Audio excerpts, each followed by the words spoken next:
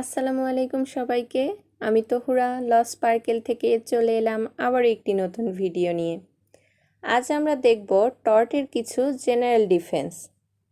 চলুন তবে শুরু করা যাক। General defence under tort law. When a plaintiff brings an action against a defendant for a tort committed by him, he will be held liable for it, if there exist all the essential integrates which are required for that wrong. But these are some defenses available to him using which he can absolve himself from the liability arising out the wrong committed. These are known as general defense in tort law. অর্থাৎ যখন কোনো প্লেনটিফ কোনো ডিফেন্ডেন্টের বিরুদ্ধে কোনো অভিযোগ নিয়ে আসে, তখন সে অভিযোগের জন্য প্রয়োজনীয় যে সমস্ত এলিমেন্টস উপস্থিত করেন সে তার জন্য লায়াবল থাকে। তবে ডিফেন্ডেন্টের কাছে এমন কিছু প্রতিরক্ষা পাওয়া যায় যা ব্যবহার করে সে তার বিরুদ্ধে আনা অভিযোগ থেকে নিজেকে মুক্তি দিতে পারে। আর এ পদক্ষেপগুলোই হলো টর্ট লয়ে জেনারেল ডিফেন্স। এরকম টর্ট লয়ে অনেকগুলি ডিফেন্স রয়েছে, যেমন volenti non fit injuria or the defence of consent, plaintiff the wrongdoer, inevitable accident, act of God, private defence, mistake, necessity, act of stranger, statutory authority. আজকে আমরা জানব volenti non fit injuria অর্থাৎ defence of consent কি। The principle has been summarized in the Latin maxim voluntin non fit injuria, which is translated as voluntarily suffered. অর্থাৎ এটি একটি লাতিন শব্দ, এটির ইংরেজি voluntarily suffered অর্থাৎ স্বেচ্ছায় ভোগান্তি। It is a well settled principle in law that no man can sue for a tort to which he had consented, either expressly or impliedly. No man can enforce a right which he has voluntarily waived off or abandoned consent to suffer the harm may be express or implied. For the defense of consent to be available, the act of causing the harm must go beyond the limit what he has been consented. অর্থাৎ কোনো ব্যক্তি যদি expressly or ইমপ্লাইডলি কোনো কাজের জন্য অনুমতি দিয়ে থাকে, তাহলে সেটার জন্য সে কাউকে লায়াবল করতে পারবে না, অর্থাৎ কোনো মামলাও করতে পারবে না। এক্সপ্রেস কনসেন্ট বলতে বোঝায় প্রকাশ্যে অর্থাৎ সবার সামনে সম্মতি দেওয়া। ইমপ্লাইড কনসেন্ট বলতে বোঝায় সবার সামনে প্রকাশ না করলেও যদি কোনো অ্যাক্টিভিটিস দ্বারা সম্মতি বোঝা যায় তাহলে তা ইমপ্লাইড কনসেন্ট। মনে করুন আমি জেনে বুঝে আমার কোনো প্রোডাক্ট আপনাকে ইউজ করতে দিলাম। এখন ইউজ করতে গিয়ে যদি সেটি নষ্ট হয়ে যায়, তবে কি আমি আপনাকে তার জন্য লায়াবল করতে পারবো? না, পারবো না। কারণ এটা সবাই জানে যে ইউজ করতে গিয়ে কোনো প্রোডাক্ট নষ্ট হতেই পারে। অর্থাৎ যে কাজের জন্য আমি অন্য কাউকে লায়াবল করতে পারবো না, অর্থাৎ আগে আমি সেটিতে যদি সম্মতি প্রদান করি, তাহলে তাতে ভলেন্টিন ননফিট ইনজুরিয়া অ্যাপ্লাই হবে। কিছু উদাহরণ দিলে আপনারা আরও ক্লিয়ার বুঝতে পারবেন। ধরুন আপনি স্টেডিয়ামে ক্রিকেট খেলা দেখতে গিয়েছেন। যদি কখনো কোনো বল এসে আপনাকে আঘাত করে, তবে আপনি এর জন্য কাউকে লায়াবল করতে পারবেন না, কারণ রিস্ক জেনেই আপনি খেলা দেখতে গিয়েছেন। আবার ধরুন রোলার কোস্টার, রিস্ক জেনেও আমি রোলার কোস্টারে উঠে যদি কোনো ক্ষতির সম্মুখীন হই, তবে এর জন্য আমি কাউকে লায়াবল করতে পারবো না। অর্থাৎ রিস্ক জেনেই যদি আমি কোনো কাজ করি এবং ক্ষতির সম্মুখীন হই, তবে তার জন্য কাউকে লায়াবল করতে পারবো না।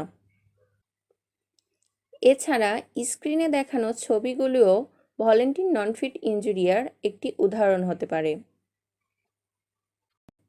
যেহেতু টর্ট লয়ের বাংলাদেশে কোনো অ্যাক্ট নেই, এটি কমন ল বেসড, এজন্য আমাদের বেশি করে কেস স্টাডি করতে হবে। এই রিলেটেড অনেক কেস আপনারা যে কোনো টর্ট লয়ের বইয়ে পাবেন। এছাড়াও নেটে সার্চ দিলেও হাজার হাজার ফরেনার কেস আমরা পেয়ে যাব। এখন আমি আপনাদের একটি ফেমাস কেস দেখাবো যেখানে ভলেন্টিন ননফিট ইনজুরিয়া অ্যাপ্লাই হয়েছে।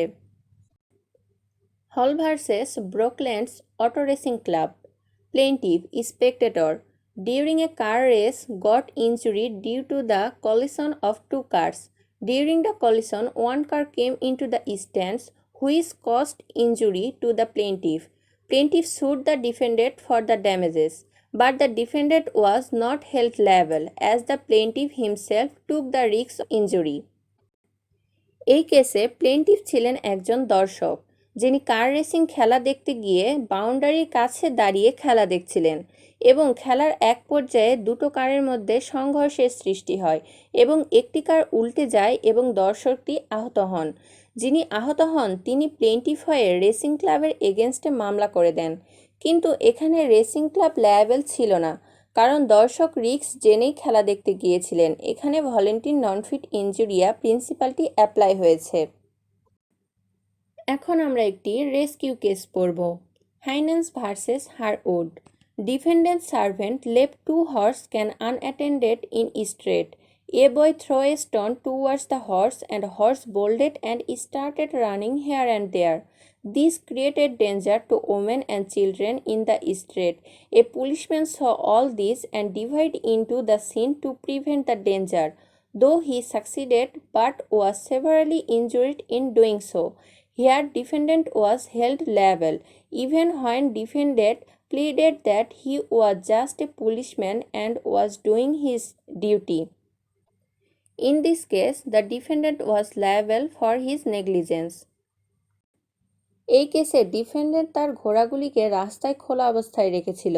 একটি বালক যখন ঘোড়াটিকে পাথর নিক্ষেপ করে তখন ঘোড়াটি চতুর্দিকে ছোটাছুটি শুরু করে, যার ফলে রাস্তায় থাকা মহিলা এবং শিশুদের জন্য তা বিপজ্জনক হয়ে দাঁড়ায়।